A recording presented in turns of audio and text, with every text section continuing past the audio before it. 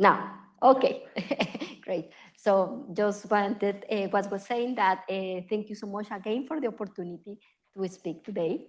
I know we had a day with very exciting talks and discussions, and that is nevertheless late. So hopefully this lecture, we make it enjoyable and something that we can all relax. So please feel also to ask a lot of questions because that's the idea. So I talk about ions and atomic clocks the last two lectures. Today is going to be about cavities and light-mediated interactions. And hopefully I can also convince you that this is another very exciting systems that will have a lot of opportunities for quantum sensing, precision measurements, and simulation. So the group that I collaborate on this topic is the group of James Thompson at JILA. He is the person the experimentalist who has the cavity QED experiment. A fantastic group also of graduate student and postdoc experimental working in his group, and very close experimental theory collaboration. Basically, some of my students go and sit in the lab with experimentalists and model the data almost in real time. So it has been very exciting, and of course, always feedback from Junje, the clockmaker. All right, so I think all of us here know how fantastic and useful is quantum mechanics. Last year we celebrated the 100 years anniversary, and well, it has been a lot of rewards and amazing progress for technology and different type of developments. And if we want to, for me, you want to highlight a few of the technologies. It's the developing of the laser, atomic clocks that gave rise to the global positional system that we use every day in our cars. And of course, the transistors that with the understanding of semiconductors that are our day-to-day basis of internet, computers, cells. So very exciting. So a lot of opportunities in computing, communication, navigation. But we all also know that we are reaching a point of limiting returns because it's true that now physical constraints are going to slow down the progress that we have been having in exploring what we call quantum 1.0. So basically, what we have been able to explore is quantum mechanical properties, but of uncorrelated atoms that are very exciting, but not all the great things that we can do. In fact, they are kind of a red light because there are other very fascinating opportunities that can really reveal genuine quantum phenomena, and this is the physics that we are now want to explore. So this is our green light to move forward towards technological developments. But also, the problem is this has been and will be something that is very difficult to achieve. And what I'm going to tell you a little bit is how we are trying to overcome this challenge and explain a little bit how we are trying to move forward in different aspects of atomic physics. So basically, I think this is a slide that I shared yesterday as well, that what we wanted to do is harness quantum complexity in controllable and pristine systems that consist of ultracold atoms, molecules, and ions. And the idea is that with these systems, we wanted to really overcome the gap between the behavior of few particles that we understand, can model in our computer, to the most complicated but an exciting phenomena experienced and offered by many body systems. And as I mentioned yesterday, we believe that these type of systems that are pristine and controllable, offering very well understood microscopic, so a Hamiltonian that I write in a piece of paper and is exactly describe what the system is. I can tune the parameters of the Hamiltonian in real life and try to get access of quantum dynamics without the need of very complicated, for example, ultra-fast pulses or probes. And well, as I mentioned yesterday, the Holy Grail is trying to push these systems for very different opportunities towards advancing science, from technological advances like quantum computers and quantum simulators to more to explore fundamental physics via, for example, the development of very precise quantum sensors. So I mentioned that, and as I said, however, there are very important challenges to overcome, and I want to start by describing what I think are the most complicated challenges and how I believe that atoms loaded in optical cavities have a chance to actually overcome many of them. So the first challenge is cooling. So we have the idea that when we have fully controllable atoms moving in pristine crystals of light that are not subject to disorder, can be used, for example, to emulate the more complicated behavior that we find, for example, in solid state systems. And this is indeed a reality. We have pristine, fully controllable systems, but there are differences that we cannot overcome or overlook. One is the fact that the lattice spacing is a micrometer or is determined by optical light, and therefore can be much more larger than the typical spacing that we have in ion crystals that is atomic of the order of angstrom. Furthermore, we are dealing with atoms that are much heavier than electrons. And because if the mass and the spacing is what determines the energy scales of the system, then what happens is that we have dilute systems that in order to see phenomena that happens in solid state materials about Kelvin temperatures, we need to reduce the temperature in our nanosystems to nanokelvin and even below. And even though there is a lot of progress, and now we are starting to see exciting developments trying to reach these temperatures, still many of the systems that we have are very hot. And what would be a solution to overcome this cooling challenge? Well, so one possibility is to realize that when we look at these quantum degenerate gases that we have been able to prepare by controlling the motional degrees of freedom of atoms, and for example, even going beyond the bulk of properties and trying to control and address even individual atoms and allow them to increase the ratio of interaction to kinetic energy by letting tunnel in crystals of light. The problem is that when atoms try to interact between each other, for example, to manifest a quantum magnetism, the problem is that the contact interactions that they experience make that in order to see magnetic phenomena in these systems, we need to involve motion. I mean, if I have an atom in one lattice site and wants to see the magnetization of the atom on other lattice site, because the interactions are not at the distance, an atom have to move, see the other atom, and then come back, for example. So this involves intertwines spin and motion in a very non-trivial way that has been a limitation because cooling motion is not so easy. On the other hand, if we can deal with systems with the spin and motion are not completely interlinked, and we can have, for example, interactions, magnetic interactions, even in frozen particles, then because the spin can be cooled much more simpler via optical pumping, then we can, and on the other hand, the motion can remain hot.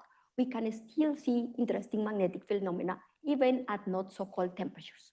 So, and this is where other systems start to come into play that are pushing the direction in which we develop our capability to explore these systems or quantum simulation. So we have polar molecules interacting via 1/r³ interactions, similar of magnetic atoms, Rydberg atoms, we have here a lot of them, but also we have systems that interact via exchange of photons or phonons, and therefore they feature long-range interactions or infinite-range interactions.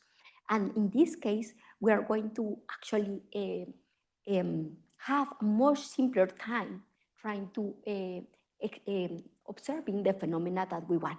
And in fact, moreover, there is going to be a stage where we can control the magnetic properties of the system and go other way around and start to see the interplay between spin and motion.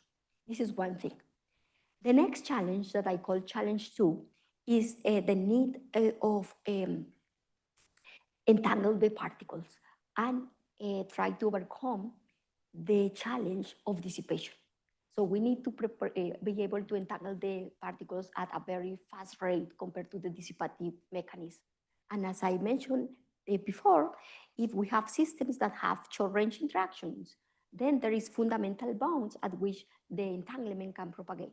These are cannot, I mean, there is a limit or by causality on how fast entanglement can propagate from one side of the change to the other. On the other hand, if we open ourselves to systems with all-to-all interactions like the one that have in optical cavities and trapions, these interactions are infinite range and therefore not subject to the bounds that short-range interactions face.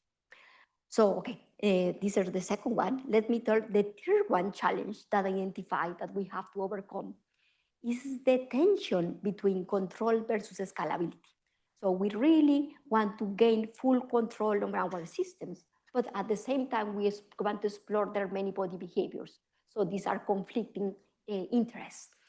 So it's trying to get a lot of sand in your hand, and it's super hard. So if there are solutions towards this goal, and in my view, one potential solution is try to see how we can move from qubits to qubits and try to explore the increasing Hilbert space of a single atom and can still gain what we in a very large Hilbert space, but with reduced actual number of particles. And this sounds actually very feasible because most atoms are multi-level. So, I mean, we have many degrees of freedom in an atom, in a molecule. And therefore, what we have to take advantage is their multi-level structure. For example, I give an example, strontium, in fact, has already 20 internal levels that we can manipulate in a single atom. So this can release or can relieve a lot of the constraints on trying to scale these systems. Of course, it's not completely easy. I mean, we gain the advantage that intra-atom correlations are much easier to preserve because they are protected by very high energy scales within the atom. But on the other hand, we have to gain control on how to manipulate the multi-level structure. So this is the challenge. Okay, let's move further. I believe there is challenge 4, that is the need to understand the measurement process, because measurement is also another type of dissipation, or is a type of dissipation. We know that if we have a very fragile superposition, when we measure, then we are going to collapse the wave function. And this is what happens all the time when the decoherence is just happening, is a manifestation of that. When I have my system, I have the environment, and what happens is that because of the measurement that the environment do on the system, I decohere my system and lost my fragile correlations. So one of the questions of how we can deal with this problem is try to work on the coherence-free subspace. So try to isolate our Hilbert space to only subsystems that are more protected to entanglement. And in this case, well, another way to go is to actually be able to detect and correct the errors. And this is, you can see a lot of interest in error corrections that is really, really important. But the other way is try to use dissipation on environment to our advantage. Can we able to actually manipulate the environment and make it something that can help me even generate the entanglement that I want? And in fact, this is very close related with the idea of kind of weak measurements, where we can probe the system very weakly. The measurement is not super strong, and I extract a little bit of the information in a very useful way without destroying the information. And in fact, if you think what is the most strongly entangled or highest entangled system that we have up to now, these are done in cavity systems, and the entanglement has been generated via what is called non-demolition measurements. Basically, I extract the information of the light coming out of the cavity, and with that, I get information of the atoms without destroying the information. And this is when the record level of entanglement, in fact, is in Stanford and JILA, that is in the form of spin squeezing. Okay, so with all these challenges that I presented, what I'm going to tell you now is how I believe atoms loading in optical cavities that are just a pair of mirrors when the light bounces back and forth many times, enhancing the possibility of the atoms to talk to light, can become a very useful tool to actually address each of them at the same time. So how is that? Well, we wanted to, of course, have atoms in the cavities, and we need a very strong collaboration between theory and experiment. And well, tomorrow, I'm going to tell you how we can use atoms in cavities to partially overcome the challenge of cooling, how we can use internal levels to emulate motional degrees of freedom without the need to reach very cold temperatures. But in the lecture today, I'm going to tell you a little bit of how we can use cavities to overcome the challenge of fast entanglement generation. I'm going to tell you how a way that we can make the propagation of entanglement even faster is going beyond the two-body paradigm, trying to enhance the interaction from two-body to multi-body. And very briefly, I'm going to tell you how we are taking advantage of multi-level structure of the atoms in cavities in order to actually overcome the dissipation challenge. And unfortunately, I'm not sure I'm going to have time to tell you about dissipation and measurement, but this is something that we can talk about. Okay, so let me start discussing that part. And the outing of the talk, given the introduction on how we are going to discuss the different topics, is first, I'm going to tell you how we can make atoms bind and twist in an optical cavity, and how can I even can use atom-light interactions to actually modify the dispersion relation or engineer the dispersion relations and form solitons in these systems. Second, I'm going to tell you about how we go. You can see it's going to be a dancing contest now. So we are going to go from twisting to double twisting. I'm going to tell you how we are going to be able to engineer Hamiltonians that are beyond the the ones that preserve U1 symmetry, and we are going to able to engineer XYZ Hamiltonians that propagate entanglement exponentially fast. And finally, I'm going to tell you a story of multiple dancers, how we're going to go from two-body to many-body and actually be able to take advantage of many multi-photon processes in order to engineer this type of interactions. All right, so let me start by describing the experiment. The experiment is going to be a cavity QED experiment operated with rubidium atoms that are laser cooled and then transferred to a cavity. The cavity is in a vertical cavity. And what I'm going to do is that after the laser cooling process, we are going to let the atoms fall. These are kind of, we are going to consider rubidium atoms. We are going to have high finesse cavity. And the idea is that as the atoms fall and experience gravity, the atoms are going to be guided by the Gauss-Laguerre beam that prevent the expansion. Why I'm showing that? Because instead of doing evaporative cooling or trying to reach colder temperatures, what we are going to do is that we are going to use velocity selection in order to reduce the temperature. That means after the Doppler cooling, we have the atoms and we prepare them in the F equal to 2 hyperfine state with a temperature of about 5 microkelvin. But the idea is that we use Raman beams to the excited state that flip the spin to F equal to 1, another hyperfine state. And we are doing in such a way that the frequency difference of the laser beams only select atoms in a narrow window of momentum P naught. That's what we do. So from this very broad distribution, we are going to have a very much narrower distribution. So from very broad distributions, we are going to select atoms with very specific momentum. And therefore, from the initial 10 to the 4 atoms, we are going to reduce the atoms to just about 1,500 atoms in the system. So this reduces significantly the spreading of the velocity and allows to work much simpler with these systems. Okay, so the next step is that after we prepare all the atoms in P naught minus h bar k in a specific window of momentum, and let's see, I'm trying to show here that the spreading is very small because that's what we choose, then we are going to have a set of Raman beams that transfer the atoms without changing the internal state. So, I mean, Bragg bins that transfer the atoms from P naught minus h bar k to P naught plus h bar k. So the atoms absorb and emit a photon and change the momentum by 2h bar k. So basically, we have two types of distributions that are coherent superpositions that are centered around P naught minus h bar k, another superposition or distribution about P naught plus h bar k, and they are very well distinguished. We can distinguish these wave packets, and these are going to be our effective spin down and up.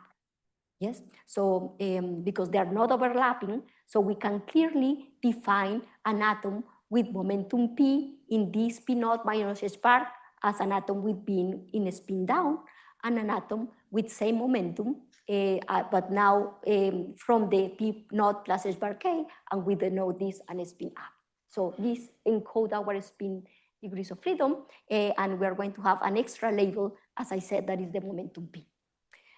Now, so in that case, therefore, I can write my wave function of an atom in momentum P as a coherent superposition into down and up, and I can characterize how much I have, or the magnetization of the system, the weight into the amplitude between up and down by this polar angle theta, and I also have an azimuthal angle phi that is going to tell me the coherences. So basically, I can represent the wave function of an atom with momentum P in a Bloch sphere, as I do for spin 1/2 particles, and I can associate azimuthal angle, a polar angle theta and azimuthal angle phi. So basically, I mean, remember, however, these are momentum states, and if I visualize what happens in position, this coherent superposition is going to manifest as an interfering pattern of the wave function as you can see here. So for example, in this interference pattern has maximum coherence when the theta is equal to pi half. When I have at the equator, I have the maximum coherence, and you see the largest contrast. For example, if I have a typical angle of theta equal to t pi divided by 4, the contrast starts to reduce a little bit because I have a little bit of less coherence. So this is going to be very important. This is going to be our system that we operate. Okay, so now trying to understand what is the Hamiltonian that describes the system. So I have the atoms in a cavity, and therefore I'm going to have the atom Hamiltonian, the light Hamiltonian, and the interaction between the atoms and light. So here we're going to have the atomic transition, the cavity transition, and what I'm going to do is I'm going to drive the cavity with a pump frequency or a drive frequency omega d. These are the three important parameters. So first, for the light, I'm driving the cavity. A is the operator, the bosonic operator that destroys and annihilates photons in a specific cavity mode. I have the frequency of the drive that is generated photons inside the cavity, and I have omega c, that is the frequency of the photons. The cavity, of course, is not complete, is not perfect, but I have a finite light width that is set by kappa. Now I have the atoms that have a ground and an excited state. The excited state is an optical excited state, and this omega is an optical transition. And I have the ground state, that is where I'm going to work out. This is where my spin 1/2 system is going to live.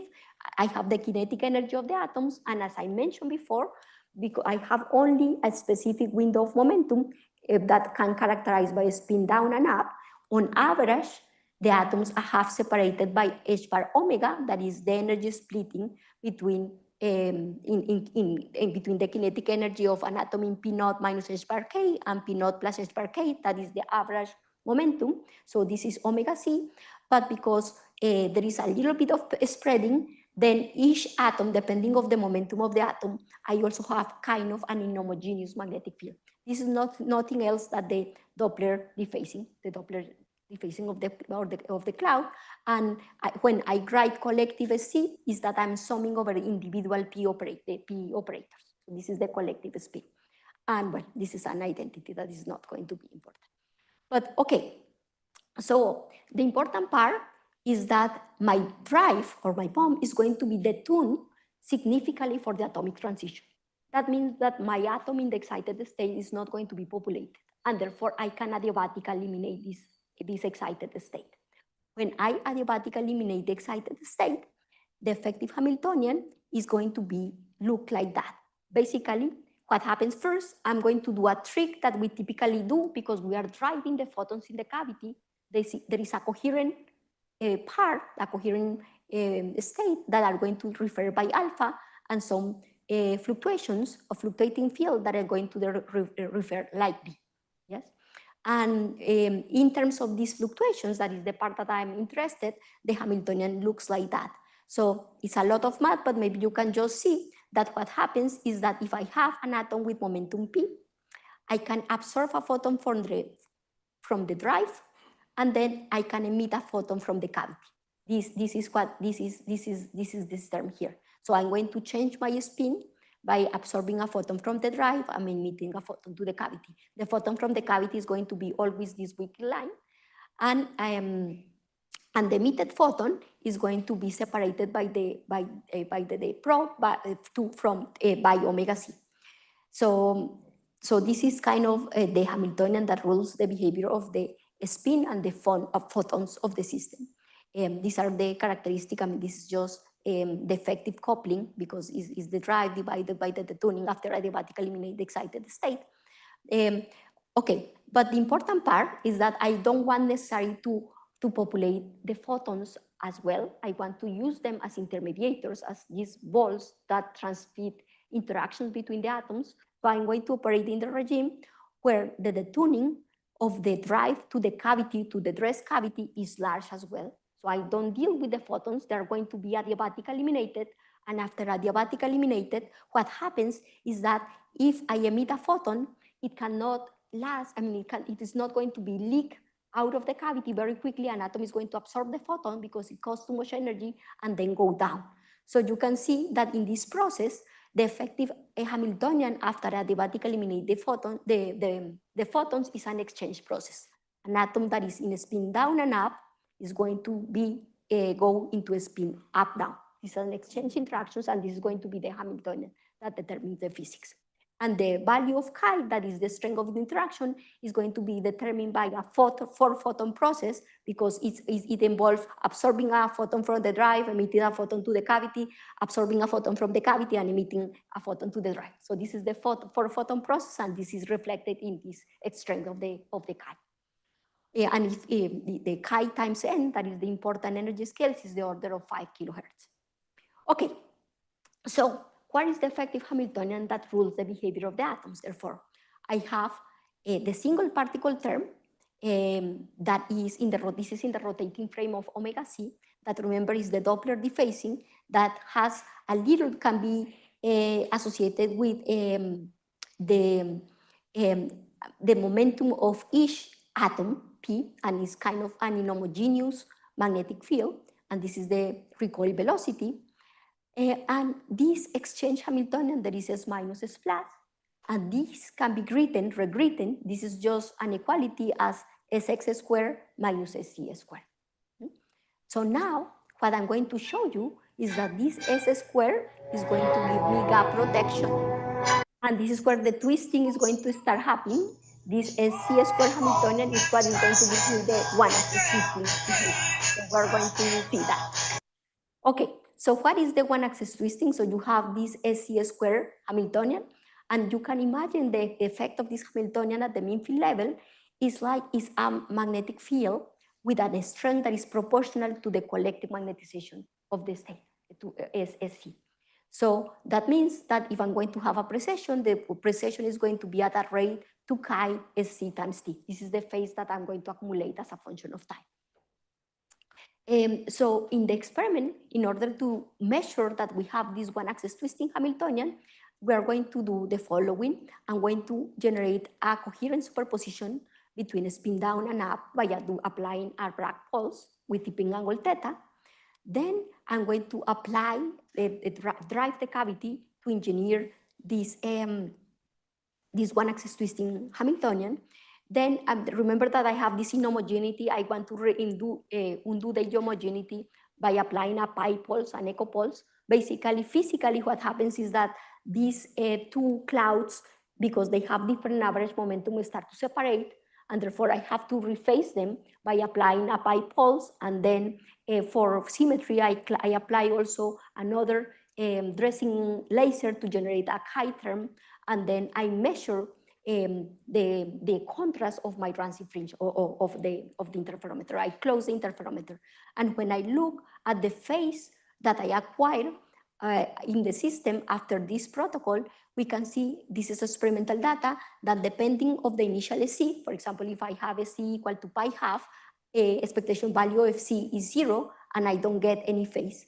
So it is going to be linear in the initial pulse area as expected from this Hamiltonian. And if I can change the sign of chi by changing the tuning to be positive to negative, and in fact, I invert that. So this is how we know that we're engineering the C square Hamiltonian. But now let's think about this term PSC that I eliminated by an echo pulse. I mean, if I apply an echo pulse, I undo the effect of this term. So, but what happens is that this term is responsible for the spreading of my wave package. So let's see if I can do it again. So the wave packets are going to spread because of this term and separate. So in the spin picture, what happens is that because each of the spins have different precession frequency, they're going to start to precess and dephase, and at the end, I lost all the coherence of my system.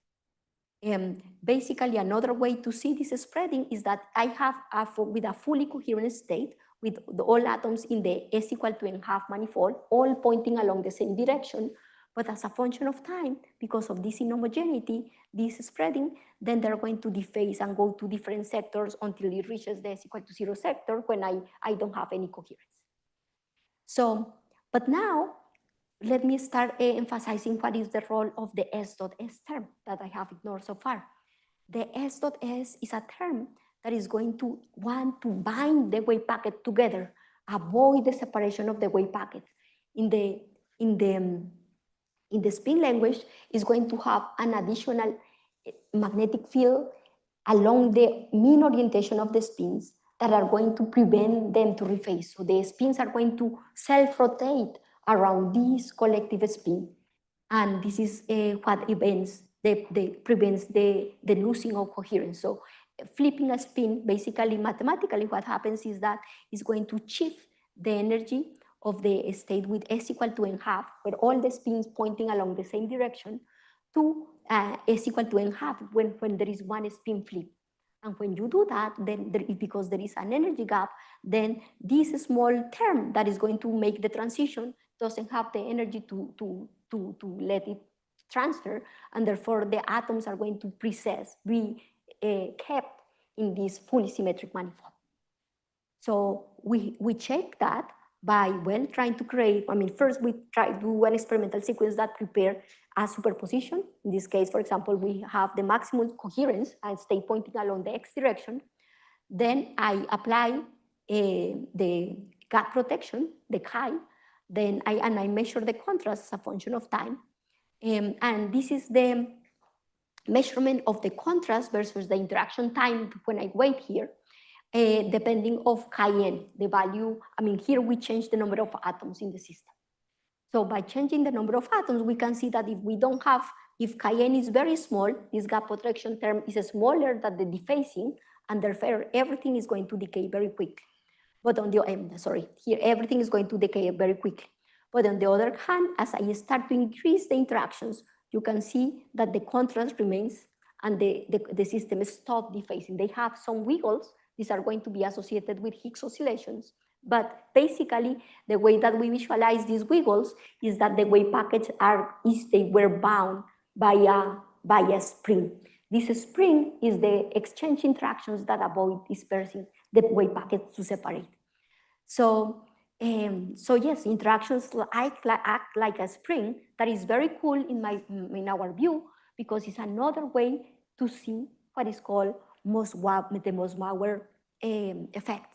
So basically, if I do a endowment experiment where I have a single photon and these single photons enter in the cloud of atoms, what you expect is that one of the atoms absorbs this photon and then, by conservation of momentum, has to recoil with the momentum of the photon.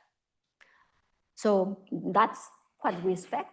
But on the other hand, when we make these particles talk together and experience the exchange interactions, what is happening is that and a single photon enters in my system, and because all have to move together, instead everything recoils at much more reduced velocity.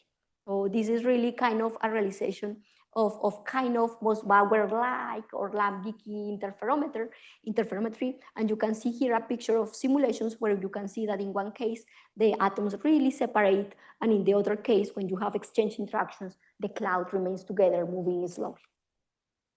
Okay, why this could be interesting? Because as I mentioned yesterday, when we have optical lattice clock, we need to trap the atoms in lattice potentials in order to avoid them to flying away and in order to suffer from Doppler shifts. So we have shown experimentally extending this same type of physical to optical transitions, to microwave transitions, that in fact, if there is a system that has Doppler dephasing, by adding the exchange interactions, the trap and untrap system behave very similar. So it's another way that we can implement some type of trapping of the atoms without trapping. Okay, just to mention that I show that what happens is that if I don't have any exchange interactions, the wave packet separates. If I have exchange interactions, the wave packets go together, but you can see that the wave packets are dispersing. And one of the questions is if I can avoid the dispersion. And the answer, interestingly, is yes, that we can really avoid the dispersion by operating at specific values of the interactions. Unfortunately, I don't have time to explain, but if you look at this paper, you can see how by tuning the interaction at a specific value, we can not only prevent the dispersion, bound the wave packets would prevent the spreading. That could be very good for interferometers. And moreover, we are not going to need any BEC. Everything is thermal.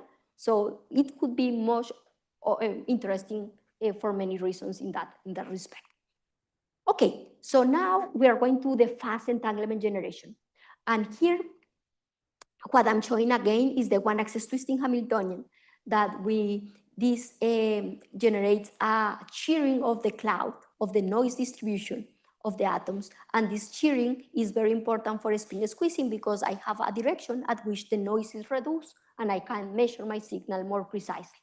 This gives the one-axis twisting, this very important paper by Kitagawa and Ueda showed that the scaling or the type of entanglement that you can generate or the squeezing scales like 1/n to the 2/3. And it's an entanglement weakness and enhancing sensitivity. But in the same paper, the important part that I want to emphasize here is that this type of interactions, however, classically, you can visualize as a precession. So it's a regular orbit. And it's like a particle moving back and forth in an harmonic oscillator.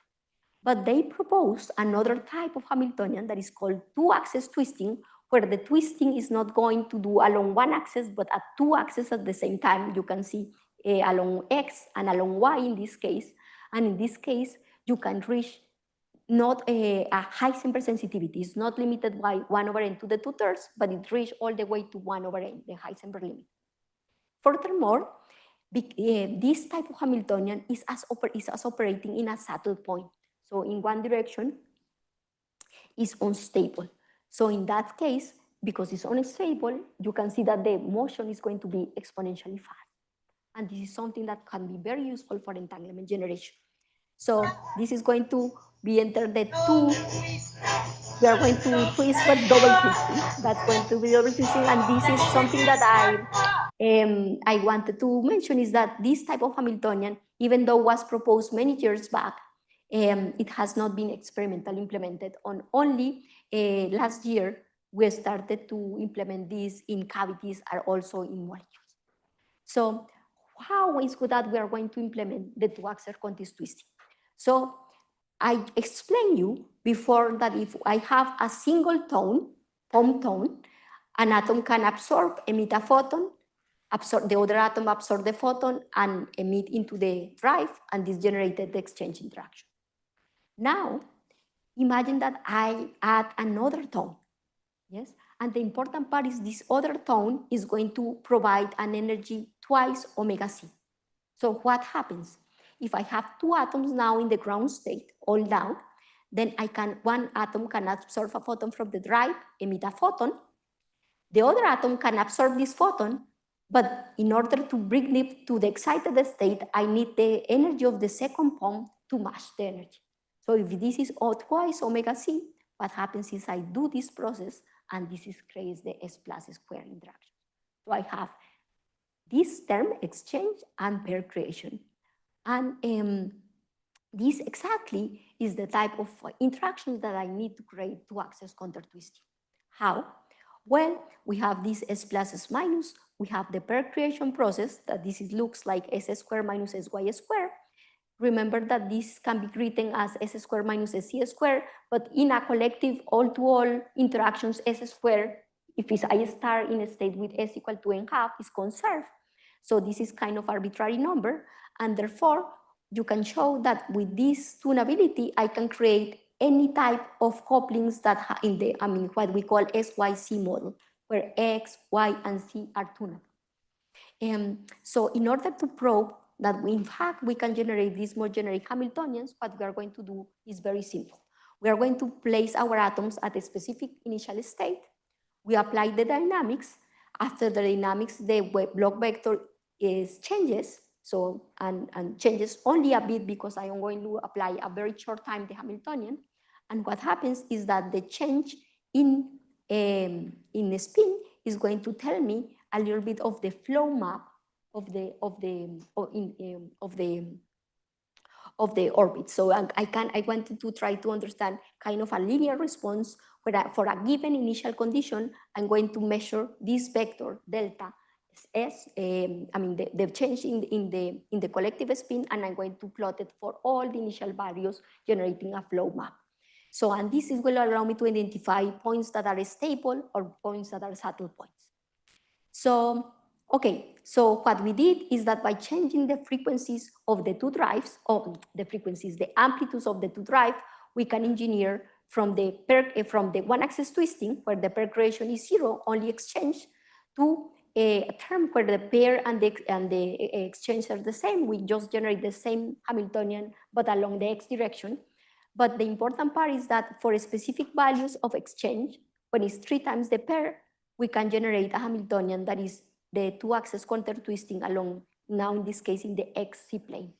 And in fact, if we do the flow maps that I mentioned by doing the measurements that I reported, that I discussed, we can plot for initial tipping angles and for all the initial azimuthal angles, the flow map. And in fact, we can see that there are 2 unstable or saddle points, here 1 and 2 back in the Bloch sphere, 2 saddle points, and along one direction, the orbital, the trajectories are attractive, and in the other directions, the trajectories are unstable. And in fact, this is what is going to create the squeezing in the quantum system. So at the classical system, you just see the different trajectories and the saddle point dynamics, but of course, if you have a quantum system, this is the responsible for squeezing. So these are the maps that we measure experimentally. Now, let me move a little bit to the multi-body. I see that I'm starting to run out of time, so let me move to the multi-body interactions. So I think we can agree that multi-body interactions are a holy grail for quantum information in general. Yes, for example, these are a result for error corrections. I mean, these are very important if we want to really operate with qubits and not with qubits. And in the context of quantum simulation for gauge theories and for different aspects, they are super important. And in fact, there have been experiments that are trying to simulate, engineer this type of interactions. However, typically the problem is that most of the cases you generate these interactions, but the lower order two body are dominant. So they're just a perturbation. So our goal is try to generate 3-body interactions or 4-body interactions in regimes where the 2-body plays no role. So how we are going to do that? Well, it's super simple. What I'm going to do is that I'm going to separate my pumps. I have the same experiment as before, but I'm going to separate my pumps, alpha 1 and alpha 2, in this case by 3 omega c, not by 2. So what happens? I have an atom, absorb a photon from the drive, emit a photon. The other, you're going to absorb a photon from the drive, emit a photon. This is the wiggle line. This is absorbed by the other atoms and emit a photon. This is the second wiggle line. and then is absorbed by the other atoms and emit into here. So this process transfers 3 atoms down to up all simultaneously, generating an interaction that is the form S plus Q. So the important part is also that because the drives are completely symmetric respect to the frequency of the dress cavity, two-body interactions cancel, because I mean these and these have the different sign and completely cancel, and the other only type of interaction that I have is the three-body. And if I try to generate four-body, in fact, I'm going to put my pumps such that there are 4 omega C apart, the omega C being the splitting, and then we have these resonant four-body interactions. The nice part is that, well, you can see that this is because this is a 6-photon process. Chi3 is reduced, is much weaker than Chi2. But on the other part, because they are collective, they are going to be scaled by n to the cube. And this is very useful because then even though Chi3 is small, we can make these interactions not so slow. I mean, same for the four-body. So here are the experimental observation of the three-body. If we initialize the block vector in the equator, if we look at the flow map after evolving until this Hamiltonian, we are going to see that the block vector deviates and do 3 wiggles. And in fact, that's exactly the 3 wiggles that we see as we change the azimuthal angle phi. And moreover, if we put the initial block vector above the equator, we see that an initial circular state is going to be deformed and you're going to have a symmetry. So when I change my initial azimuthal angle from 0 to pi divided by 3, the dynamics change by pi as expected for S plus Q. So, I mean, these are the experimental data. In fact, we see that the inversion of the symmetry. So we confirm that we have these three-body interactions. So why these three-body interactions can be exciting in the context of metrology? Well, if I start, for example, with all my atoms pointing along up, there is no mean field dynamics at this point. But on the other hand, if I look at the full dynamics of the state, because it has S plus, I'm going to change azimuthal quantum number every 3 because it's every 3. So this is the ladder I have in half, and the next one that I have is in half minus 3 and so forth. So it's the dynamics. And when you try to look at what happens, you can see that the distribution squeezes into a trident. So it's a very interesting Wigner function. This is the Wigner function of the state. But moreover, at some specific times and for some specific number of atoms, I can generate a cat state. Basically, if I do these snapshots for when n is equal to Cn and an integer plus 3, we can see that some specific time I generate almost a perfect cat state in the system. This is something that only can happen with one-axis twisting, but not happens with two-axis twisting. Two-axis contour twisting. So we don't, I mean, the dynamics is super complicated, but very exciting and very rich. So this is when I see, if I look at the Fisher information, you can see that for some initial number of atoms, you can see it reaches the maximum value. That is when I get a cat state, but also very quickly the Fisher information grows and becomes super, super large. So what could be the advantage? I mean, the advantage is that this generation of the entanglement can be super fast. So if you have the standard exchange interactions, if you look at the dynamics of one-axis twisting, we can see that the quantum Fisher information start to grow and reach a plateau at a time that is of the order of 1 over square root of n compared to the exchange interactions. And the cat state, however, really takes much longer time to be formed here. It's really a number that is independent, a time that is independent of n. Two-axis twisting, of course, is faster, but doesn't have a cat state, but the peak in quantum Fisher information has a time that decreases with 1 over n. But what we see is that the three-body interactions has the starting of the plateau of the order of 1 over n to the 3 halves, and this cat state or JC state is reaches a time scale that is 1 over n to the 3 halves. So that's very interesting. You are going to tell me, okay, yes, but Chi3 is slower.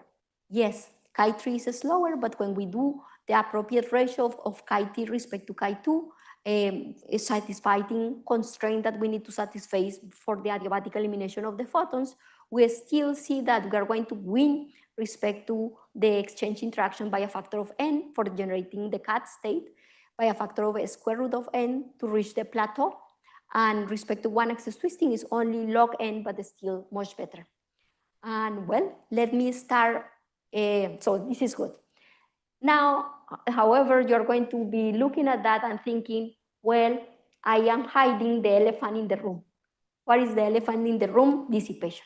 Of course, that's always the problem in cavity systems. Cavity dissipation, because you have photons leaking out of the cavity, and when you have photons leaking out of the cavity, then I have a process that where atoms are going to decay to the ground state very quickly.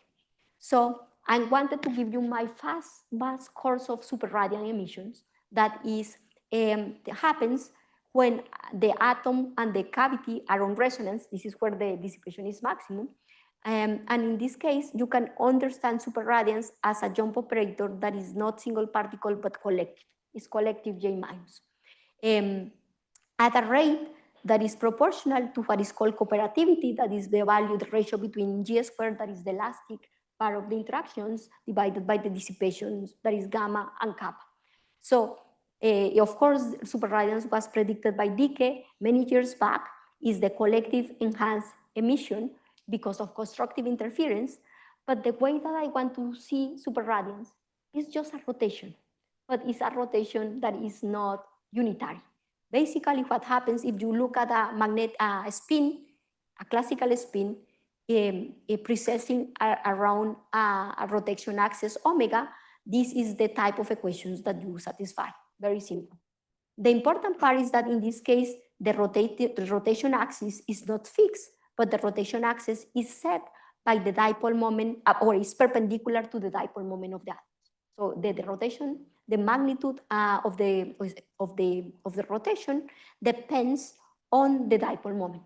So what happens is that if I start atoms pointing along the x direction, along the z direction, then the coherence is very zero. The dipole moment is the component in the xy plane. This is zero, but I have quantum fluctuation. So a small quantum fluctuation can introduce a tiny dipole moment, but the tiny dipole moment introduces a finite rotation, and the spin is going to rotate. Now the dipole moment is larger, and the rate starts being maximum at the equator and then goes down. So this is the phenomenon of superradiance, but the problem is that I'm going to very quickly go from all up to down, losing coherence in the decay manifold. Well, that's what happens. I'm going to very quickly here. So we have dissipation, but we have the unitary dynamics that I wanted to explore.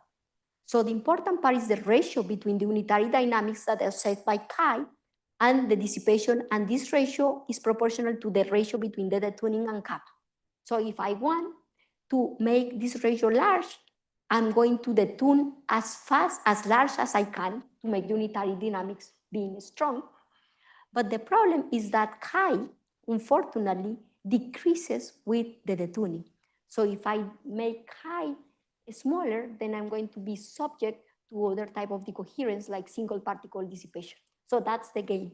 So dynamics become slow, and then spontaneous emission matters, and that's why the cooperativity or the collective cooperativity is really the metric and how I can beat the dissipation. So just wanted to say that for these three-body interactions, if I'm trying to do a sensing protocol where I have my initial three-body, apply a sensing operator, I mean, I want to measure a phase, and then I undo the dynamics, and in this case, the undoing the dynamics is very simple because it's just a pi pulse along the y direction, a pi half pulse along the y direction. Sorry, this is not correct, a pi half pulse along the y direction. No. If for this case, it's a pi pulse along one direction that changes x, sx to minus sx, or s plus to minus s minus, and s minus to minus s plus.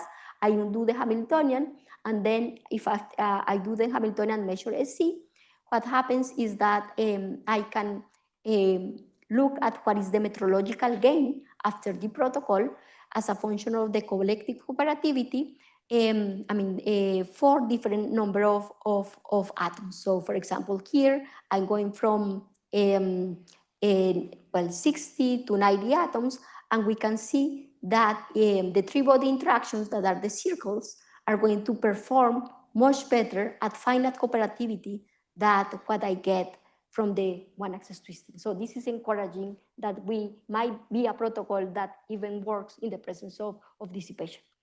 From that, I'm almost about to finish. Just wanted to say that, of course, everything is not super radiance. There is also subradiance, that destructive interference of radiation. And even we can have dark states that are totally immune to the radiation. And these states are a holy grail because then we are not going to be sensitive to any type of decay. In fact, there are a lot of experiments that are trying to reach these superradiance states in free space. But the cost is that in order to do that, they have to place the atoms very closely. The spacing has to be closer than the wavelength of the radiation. And if it's an optical radiation, it's super hard to do. So our idea, and this is related, the only part that I'm going to talk about multibody, what I'm going to say is that we can use the multi-level structure of atoms to actually create these dark states without the need to have them very close by. So basically the story in 1 minute is that if I have two-level atoms, I excite them, and then I let the two decay in a cavity, they're going to do super radiance and they're going to go all down to the ground state. On the other hand, if I have multi-level atoms and do the same protocol and let the decay, what happens is that for many type of multi-level structures, there are going to be states that are going to be stuck in the excited state. These are the dark states that are not going to decay. And with that, not only we have states that are dark, but finally we can show that these states are entangled. So opening great opportunities for that. Yes. So I just finished and just I told you a story about fast entanglement generation beyond the two-body paradigm, a little bit of multi-level, but just touching the idea. I didn't have a chance to tell you about dissipation-induced entanglement, but I mean, there are still challenges that we want to overcome. We want to, at the moment, we have seen the two-axis twisting, but on very classical, we wanted to use it to generate entanglement. We have not seen the dark states in the experiment. It's under construction or under preparation. And well, tomorrow I'm going to tell you more about synthetic ultra-quantum matter and how we can use these systems for quantum simulation. And with that, hopefully I convince you that this system is magic. There is a lot of exciting opportunities, not only the unitary dynamics, but measurement and dissipation, entanglement and correlations come in the future. And thank you.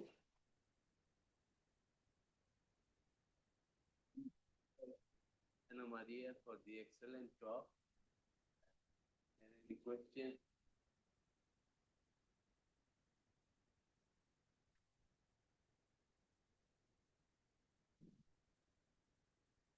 A question. During two-body and three-body interaction within the cavity or in lattice site, there may be some dephasing or amplitude damping and depolarizing. So how to make our system to non-interacting with the environment to make a more coherent state? Because the decoherence happening due to the interaction with the environment or maybe in surrounding. Yes, so a big advantage of these three-body interactions is that we have balanced superradiance. I didn't mention, I mean, I was past, but the way that we create these three-body interactions is that we have two pumps that are symmetric. And these pumps that are symmetric are very good in the sense that, and let me go here, these three-body interactions, you can see that there are, these pumps are symmetric, and therefore the emitted photon, there have one component that is kind of, you can see as S minus or decay, superradiance, but the other is going up. So you can see these two processes are going to balance each other. So I place my block vector at the equator. I have one process that brings me down, but I have another process that brings me up at the mean field at least. Of course, the quantum fluctuations are still affected.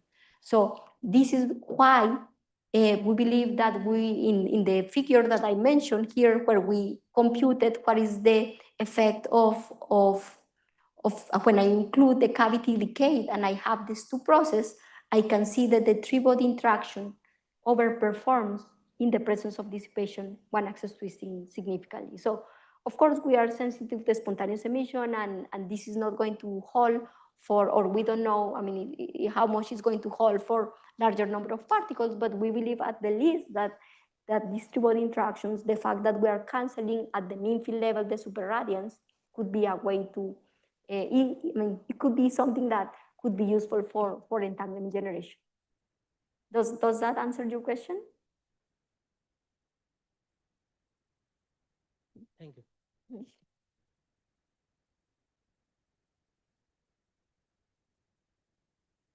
More questions? I think we are all exhausted about after many talks. Okay, then if there are no more questions, let us thank Professor Anna Maria once again.